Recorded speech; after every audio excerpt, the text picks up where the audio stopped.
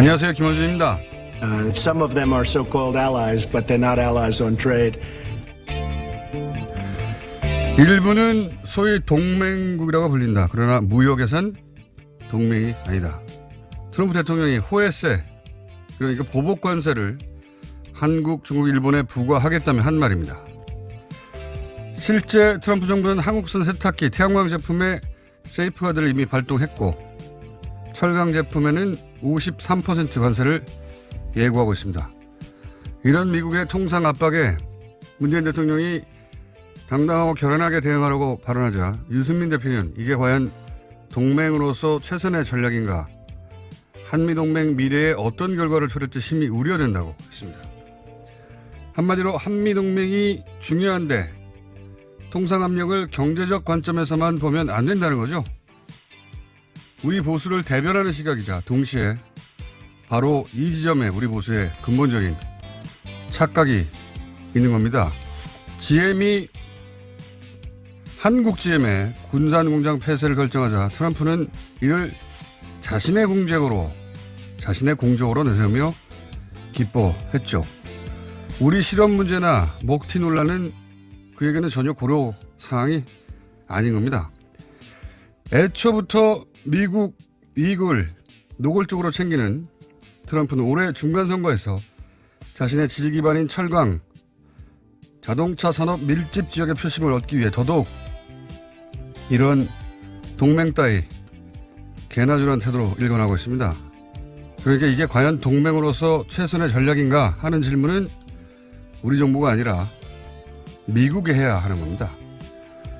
상대는 무역에서는 동맹이 아니라는데 우리만 동맹이라며 스스로 어떤 손해를 감수할지 먼저 따지고 앉아 있는 거죠. 이런 걸 안보이시러 쓰고 노예근성이라고 읽는다. 김어준 생각이었습니다.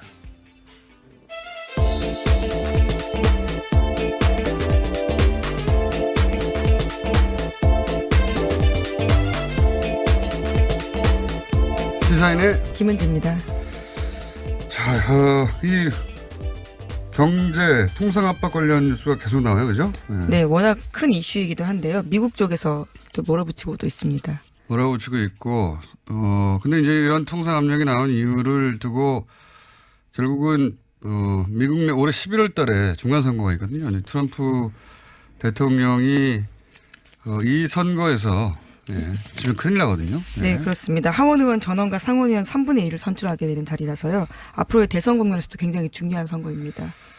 잠시 후에 저희가 이제 미국의 시민참여센터 김동석 상임이사 연결해서 미국에서 바라보는 이 선거의 어떤 역할이라든가 또는 왜 이렇게까지 하는지에 대해서 저희가 민의로 연결하긴 할 텐데, 이 트럼프는 자신의 재임을 위해서 한국이 동맹이란 점은 적어도 장사에 있어서는 고려 대상이 아니다, 뭐 이렇게 나오고 있거든요. 그러니까 저는 이렇게 봅니다. 우리 보수는 한미 동맹이 있는데 어떻게 저쪽에서 저런 요구를 한다고 세게 나갈 수가 있냐, 이거 아니에요. 근데 트럼프는 거꾸로 해요.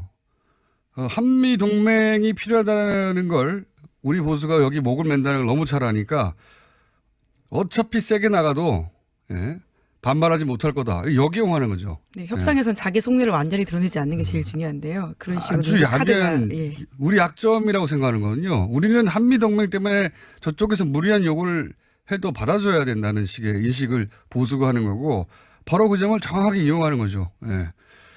한미 동맹인데 저쪽은 뭐 자기들끼리 동맹이라고 물렁물렁하게 나올 테니까 그걸 이용해서 세게 나가자. 우리 보수는 동맹 얘기하면 역시 동맹이니까 무리하게 요구하지 말아야지 하고 트럼프가 물러서 주기라도 할 것처럼, 그럽니까? 아예 동맹 아니라는데 본인의 입으로. 유치원생들도 아니고 동네에서 서로 경쟁하는 가게들끼리도 이렇게 안 해요.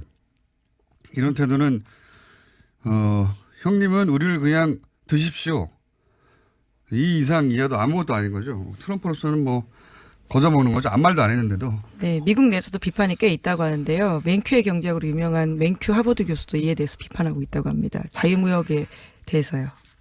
우리 보수가 흔히 뭐 냉정한 국제 현실을 바라보라느니 뭐 엄혹한 국제 정치를 바라보라니 하는데 미국 얘기가 나오면 그냥 동맹인데 어찌 미국한테 감히 싫은 소리를 하냐. 이런 태도만 몇십 년치 하니까 얼마나 장사하기 쉽습니까, 미국으로서는. 그러면서 이거를 북한 문제로 미국 심기를 불편하게 만들어서 미국이 그런다는 아주 바보 같은 노예근성 논리를 연결을 해요. 뭐 그러면서 이제 정부가 무능하다고 말하고 싶은 거겠죠. 이런 게 노예근성입니다. 자, 이거 잠시 후에 또 한번 짚어보기로 하고요. 첫 번째 뉴스는 뭔가요? 네, 삼성의 다스 소송비 대납 관련한 새로운 소식이 또 나왔습니다. 오늘 아침 중앙일보 보도인데요. 이명박 전 대통령이 2009년 초 청와대에서 당시 미국 대형 로펌 에이킨 건프 소속 김석환 변호사를 여러 차례 만난 정황이 포착됐다고 합니다. 김백준 전 청와대 총무기획관의 진술이라고 하는데요. 검찰은 현재 이 경위에 대해서 집중 수사 중이라고 합니다.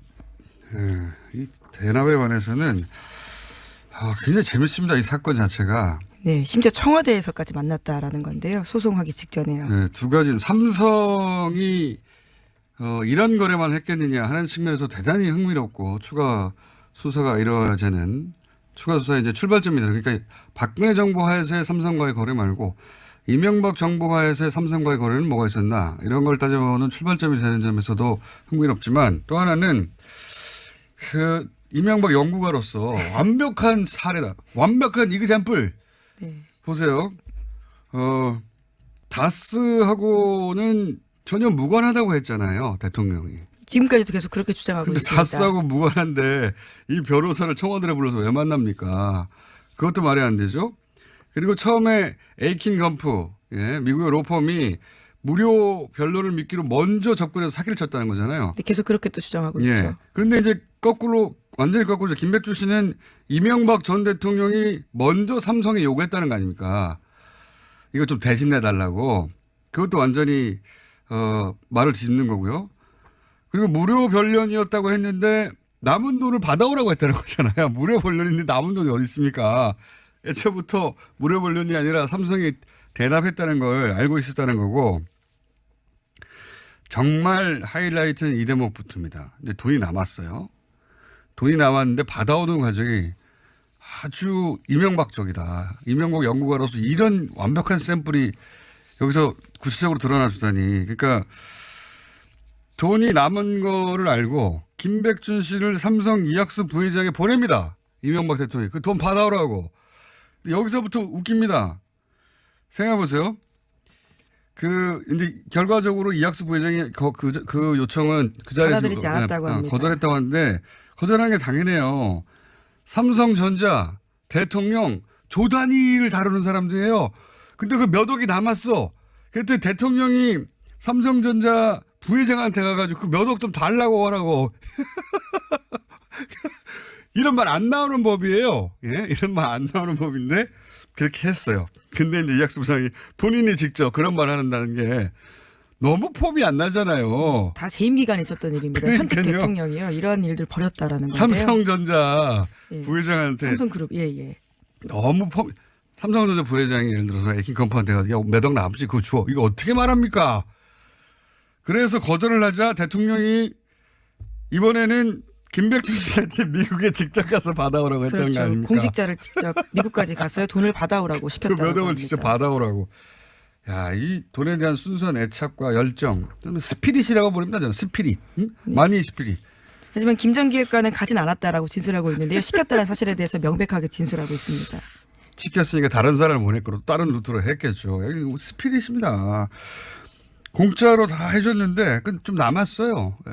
그거 미국 가서 일단 삼성전자 부회장 가서 그거 받아오라고 그래. 야, 이 말 안 떨어지는 법이거든요.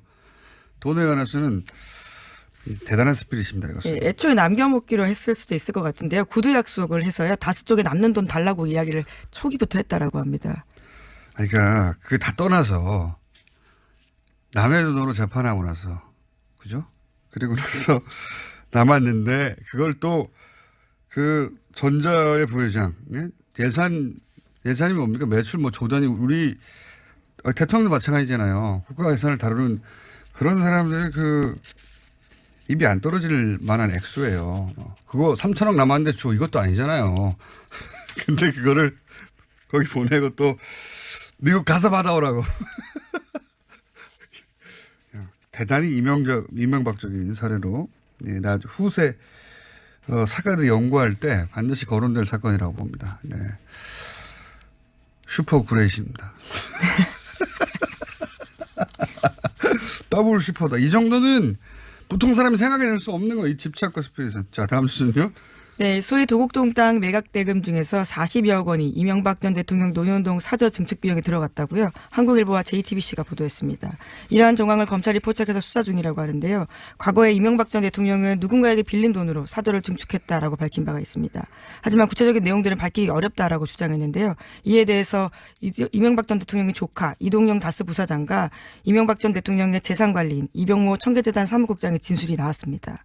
도곡동 땅 판 돈이라는 거죠. 예. 그러니까 도곡동 땅의 주인이 이명박 전 대통령이라는 또 다른 정황인 거죠, 이게. 예. 근데 이제 그때는 누군가에게 빌린 돈이라고 말을 했던 거죠. 예, 둘러댔던 거죠. 예. 도곡동 땅을 판 돈이라고 하면 당시 기준으로는 김재정, 이상은 씨의 재산인 건데 그러면 처남이나 형한테 돈 빌렸다고 하면 되는데 그렇게 안 했거든요. 예. 그렇게 했다가는 결국은 도곡동 땅 얘기가 다시 나올 테니까 예. 그때는 뭐 누군가한테 빌린 돈이라 사정이 있어서 밝히기가 어렵다고 했는데 사정은 자기 땅이었던 겁니다. 자, 다음 뉴스는요. 네, 이명박 전 대통령이 국정원 특수활동비 2억 원을 추가로 받은 의혹도 나왔는데요. 채널A 보도입니다. 이명박 전 대통령은 지난 2008년에 김백준 전 총무기획관을 불러서 2억 원이 담긴 가방을 건넨 정황을 검찰이 포착했다라고 하는데요. 이명박 전 대통령은 당시에 박재환 정무수석에게 전달하라고 지시했다고 합니다. 이런 뉴스를 보면 지금까지 나온 특활비가 전부겠는가. 이제 이거 말고도 김민중 씨가 김윤옥 여사에게 준 특활비 있지 않습니까? 예, 달러로 환전했다라고 알려져 네, 있는데요. 무슨 뭐 쇼핑 비용으로 쓰였네 어쩌네 이런 말들이 있었던 지금 쑥 들어가 있는 뉴스인데 그거는 김백준 씨가 전혀 모르는 루트였거든요. 그러니까 김민중 씨가 그런 말을 했잖아요. 본인만 한다고 대통령. 오른손이 하시는 일을 왼손이 모르시게 많이 하셨기 때문에 특활비는 이거 이상 더 나을 거다 수사하면. 네, 수사가 진행될수록 점점 금액이 늘어나고 있습니다. 애초에 기소될 때만 하더라도 15억 5천만 원이었는데 현재 또 17억 원 5천만 원으로 늘어났거든요. 계속해서 늘 것으로 보입니다. 알겠습니다. 자, 다음 뉴스는요. 네, 이명박 전 대통령 죄송합니다. 하도 이명박 전 대통령이 말이 많아다 보니 다시 네. 한번 해봐 주세요. 네, 이명박 전 대통령이요. 그제 아니, 어제 아까 어떻게 했죠? 예, 다시 할 수 없을 정도로 놀라운 발음인데요. 죄송합니다. 자, 예. 다시 해주세요. 네, 정신 차리고요. 예. 이명박 전 대통령이 그제야 어제 이틀 연속으로 집무실에 나와서 대책회의 했다라고 합니다. 그러면서 바로 검찰이 구속영장 청구하면 어떻게 해야 될지에 대해서 논의했다라고 하는데요. 선제적으로 자진 출두하면 어떨지에 대해서까지 이야기가 나왔다라고 합니다. 이런 논의는 다 쓸데없어요. 측근들이 몰라요. 내용을. 측근들이 하는 말들이 전해지는 걸 보면 이게 이제 소위 측근들이라는 분들이 이제 기자들이 무슨 얘기 했냐고 물어보면 한두 마디씩 하고 이런 거 모아가지고 이제 보도하는 거잖아요. 그렇게 나오는 내용들을 보면 이게 모르는구나 아무것도. 지금 그 검찰발 소식 혹은 뭐 그 검찰청 출입 기자들이 내는 뉴스들과 여기 측근들이 내는 반응들은 하늘과 땅처럼 멀리 떨어져 있습니다. 여기서는 이미 이학수 부장 전 부회장한테 가가지고 그거 돈 남은 거 받아와 이런 얘기 나오고 있는데 여기서는 그 돈은 상관없는 돈이다. 검찰 다음 패를 보고 갑자기 출두하자 뭐 이런 전략들 사정을 모르고 하는 소리거든요. 이거 예전에 박지원 대표가 구세해서 굉장히 크게 성공했던 전략이에요. 검찰이 계속 소환하고 있는데 언제 가겠다 말 안 하고 갑자기 아침에 가버렸어요. 깜짝 출석을 한 거죠. 그러니까 검찰이 소환을 한다고 하면서 안 올 거라고 생각하고 방심하는 틈 사이에 아침에 그냥 가버렸거든요. 그러니까 오기는 왔어요. 가라고 할 수는 없잖아요. 본인들이 불렀으니까. 그럼 준비가 돼 있어야 될 거 아닙니까? 준비가 안 돼 있어가지고 결국은 제대로 조사 못하고 보내버렸어요. 그래서 박지원 전 대표의 대승으로 끝난 사건이 있습니다. 과거에. 근데 이번에는 그게 안 통하는 게 워낙 오랫동안 탄탄하게 검찰이 준비해 왔어요. 그러니까 다 말도 안 되는 소리입니다, 이거. 예. 네, 뭐 구체적인 좀 더 내용이 나왔다고 하는데요. 이에 대해서 삼성 대납 관련해서는요, 미국 정부 대상으로 로비한 프로젝트 수행행 관계이기 때문에 거기에 들어간 돈이다라는 주장도 나왔다고 합니다. 이게 소송 대행비가 아니라는 거죠. 예. 어쨌든 이 대응은 측근 취재할 필요가 별로 없다. 자, 하나만 더 하죠. GM 얘기가 어제 또 나왔으니까. 예? 네, GM이 어제 한국 공장의 연간 생산량을 50만 대 수준으로 유지하겠다라고 밝혔는데요. 국회에 찾아가서 밝힌 이야기입니다. 그러면서 신차 2종의 배정 계획도 밝혔는데 신제품이 만들어진다면 부평 공장과 창원 공장에 신제품 투입될 가능성이 높다라고 합니다.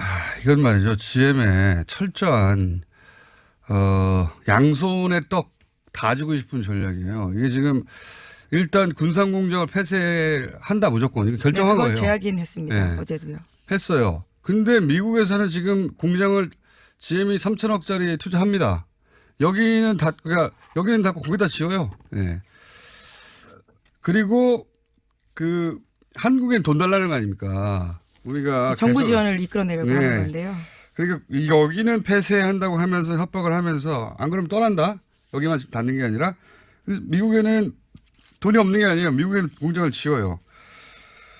그리고 이제 돈을 만약에 받는다. 그 미국의 폐쇄에서 옮기는 이 공장 투자 관련해서 트럼프 대통령으로부터 지원을 엄청 끌어내겠죠. 예.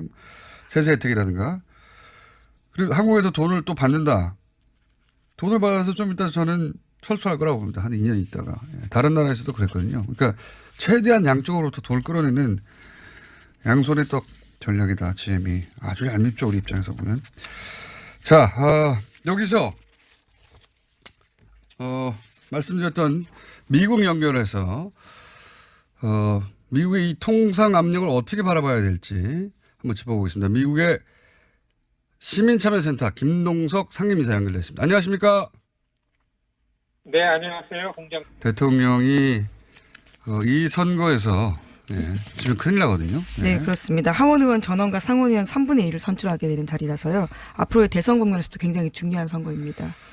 잠시 후에 저희가 이제 미국의 시민참여센터 김동석 상임이사 연결해서 미국에서 바라보는 이 선거의 어떤 역할이라든가 또는 왜 이렇게까지 하는지에 대해서 저희가 민의로 연결하긴 할 텐데 이 트럼프는 자신의 재임을 위해서 한국이 동맹이란 점은 적어도 장사에 있어서는 고려 대상이 아니다. 뭐 이렇게 나오고 있거든요. 그러니까 저는 이렇게 봅니다. 우리 보수는 한미 동맹이 있는데 어떻게 저쪽에서 저런 요구를 한다고 세게 나갈 수가 있냐 이거 아니에요. 근데 트럼프는 거꾸로 해요. 한미 동맹이 필요하다는 걸 우리 보수가 여기 목을 맨다는 걸 너무 잘 아니까 어차피 세게 나가도 반발하지 못할 거다. 역이용하는 거죠. 네, 협상에선 자기 속내를 완전히 드러내지 않는 게 제일 중요한데요. 그런 식으로 아주 약한 우리 약점이라고 생각하는 거는요. 우리는 한미 동맹 때문에 저쪽에서 무리한 요구를 해도 받아줘야 된다는 식의 인식을. 안녕하세요, 김원준입니다. Some of them are so-called allies, but they're not allies on trade. 일부는 소위 동맹국이라고 불린다. 그러나 무역에선 동맹이 아니다. 트럼프 대통령이 호혜세, 그러니까 보복 관세를 한국, 중국, 일본에 부과하겠다며 한 말입니다. 실제 트럼프 정부는 한국산 세탁기, 태양광 제품에 세이프가드를 이미 발동했고 철강 제품에는 53% 관세를 예고하고 있습니다. 이런 미국의 통상 압박에 문재인 대통령이 당당하고 결연하게 대응하려고 발언하자 유승민 대표는 이게 과연 동맹으로서 최선의 전략인가? 한미동맹 미래에 어떤 결과를 초래할지 심히 우려된다고 했습니다. 한마디로 한미동맹이 중요한데 통상압력을 경제적 관점에서만 보면 안 된다는 거죠. 우리 보수를 대변하는 시각이자 동시에 바로 이 지점에 우리 보수의 근본적인 착각이 있는 겁니다. GM이 한국 GM의 군산 공장 폐쇄를 결정하자 트럼프는 이를 자신의 공적으로 내세우며 기뻐했죠. 우리 실업 문제나 먹튀 논란은 그에게는 전혀 고려 사항이 이런 게 노예 근성입니다. 자, 이건 잠시 후에 또 한번 짚어보기로 하고요. 첫 번째 뉴스는 뭔가요? 네, 삼성의 다스 소송비 대납 관련한 새로운 소식이 또 나왔습니다. 오늘 아침 중앙일보 보도인데요. 이명박 전 대통령이 2009년 초 청와대에서 당시 미국 대형 로펌 에이킨 건프 소속 김석환 변호사를 여러 차례 만난 정황이 포착됐다고 합니다. 김백준 전 청와대 총무기획관의 진술이라고 하는데요. 검찰은 현재 이 경위에 대해서 집중 수사 중이라고 합니다.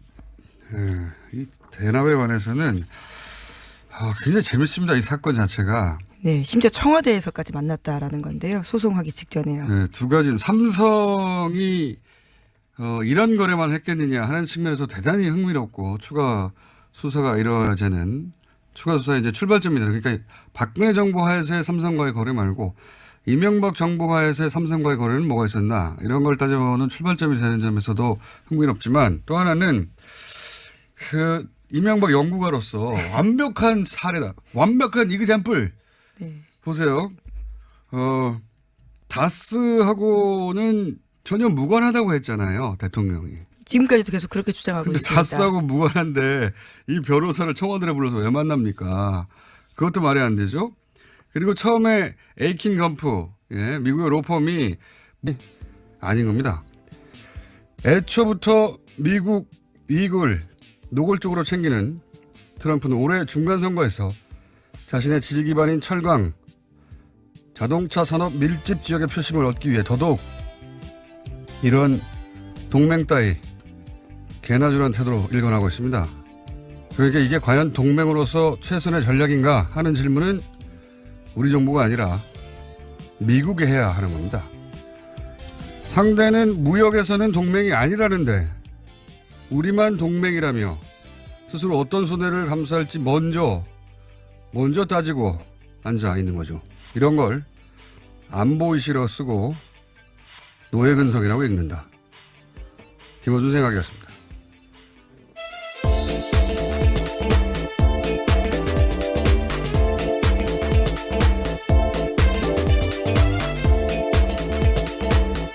시사인의 김은지입니다. 자, 이 경제 통상 압박 관련 뉴스가 계속 나와요, 그죠? 네, 워낙 큰 이슈이기도 한데요. 미국 쪽에서 또 몰아붙이고도 있습니다. 몰아붙이고 있고, 근데 이제 이런 통상 압력이 나온 이유를 두고 결국은 미국 내 올해 11월 달에 중간선거가 있거든요. 트럼프 보수가 하는 거고 바로 그 점을 정확하게 이용하는 거죠. 예. 한미 동맹인데 저쪽은 뭐 자기들끼리 동맹이라고 물렁물렁하게 나올 테니 그걸 이용해서 세게 나가자. 예. 우리 보수는 동맹 이야기하면 역시 동맹이니까 무리하게 요구하지 말아야지 하고 트럼프가 물러서 주기라도 할 것처럼 그럽니까? 아예 동맹 아니라는데 본인의 입으로 유치원생들도 아니고 동네에서 서로 경쟁하는 가게들끼리도 이렇게 안 해요. 이런 태도는 형님은 우리를 그냥 드십시오. 이 이상 이하도 아무것도 아닌 거죠. 트럼프로서는 뭐 거저 먹는 거죠. 아무 말도 안 했는데도. 네, 미국 내에서도 비판이 꽤 있다고 하는데요. 맨큐의 경제학으로 유명한 맨큐 하버드 교수도 이에 대해서 비판하고 있다고 합니다. 자유무역에 대해서요. 우리 보수가 흔히 뭐 냉정한 국제 현실을 바라보라느니 뭐 엄혹한 국제 정치를 바라보라니 하는데 미국 얘기가 나오면 그냥 동맹인데 어찌 미국한테 감히 싫은 소리를 하냐. 이런 태도만 몇십 년치 하니까 얼마나 장사하기 쉽습니까, 미국으로서는. 그러면서 이거를 북한 문제로 미국 심기를 불편하게 만들어서 미국이 그런다는 아주 바보 같은 노예근성 논리를 연결을 해요. 뭐 그러면서 이제 정부가 무능하다고 말하고 싶은 거겠죠.